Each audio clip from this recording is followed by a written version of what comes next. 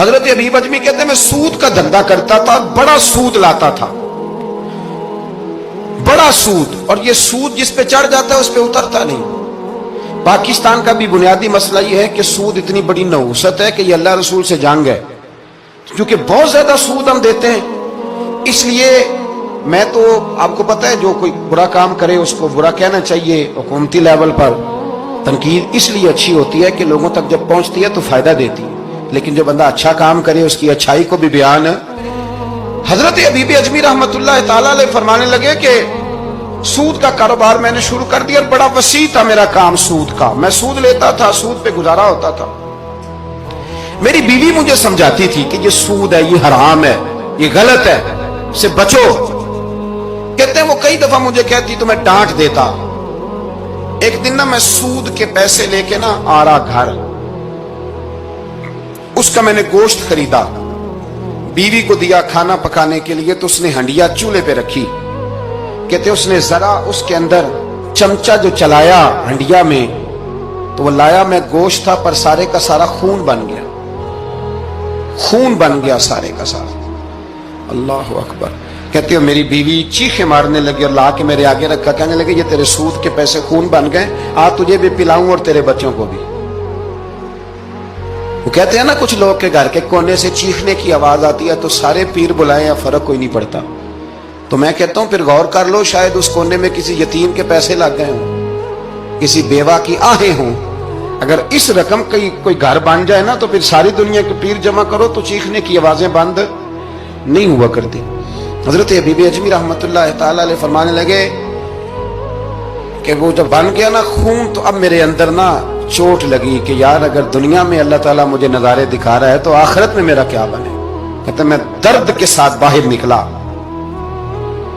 بچے گلی میں کھیل رہے تھے، جب ان کے قریب سے گزرنے لگا نا تو ہم تو کہتے ہیں نا لوگ حسد میں بات کرتے ہیں، لیکن ایسی بات نہیں ہے۔ کچھ شریر لوگ ہوتے ہیں جو حسد میں بات کرتے ہیں، پر دیکھنا چاہیے کہ لوگ ہمارے بارے میں کیا کہتے ہیں۔ انتم شہداء اللہ فی الارض، حضور نے فرمایا تم زمین پر اللہ کے گواہ ہو۔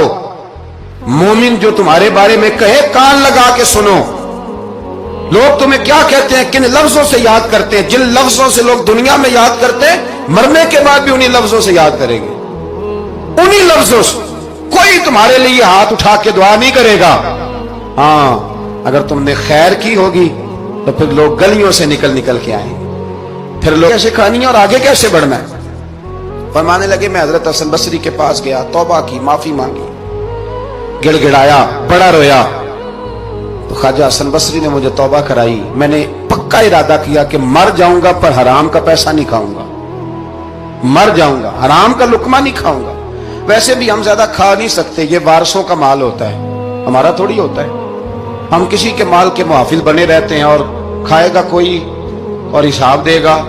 اور جہاں تک بچوں کا معاملہ ہے نا، بچے اچھے ہوں نا تو پیسے بانی جاتے ہیں، اور بچے نالائق نکل آئیں تو جو ہوں وہ بھی اجڑ جاتے ہیں۔ تو اس لیے محنت تربیت پر ہونی چاہیے، نہ کہ بینک بیلنس پر ہونی چاہیے۔ حضرت حبیب اجمی کہتے ہیں واپس آیا سچی توبہ کر کے، ایک لقمہ حرام نہیں کبھی لوں گا۔ ابھی وہ بچے وہیں کھیل رہے تھے جن کے پاس سے میں گزر کے گیا تھا۔ کہتے ہیں واپس آیا تو وہیں کھڑے تھے، انہی بچوں میں سے وہی بچہ دوبارہ بولا، کہنے لگا پیچھے ہٹ جاؤ، پیچھے ہٹ جاؤ، اللہ کا ولی آ رہا ہے، کہیں ایسا نہ ہو کہ ہمارے پیروں سے گرد اڑے، اس کے کپڑوں پہ پڑے اور ہم بے ادب لکھ دیے جائیں۔ کہتے ہیں میں نے چلتے چلتے چیخ ماری کہ اے اللہ ابھی تو میں آج بدلا ہوں، آج میں بدلا ہوں تو تو نے میرے حق میں ساری گواہیاں بھی بدل دی ہیں، تو نے سارا نظام بدل کے رکھ دیا ہے۔ تبدیلی اپنے اندر لائیں، روح کے اندر لائیں، مزاج کے اندر لائیں۔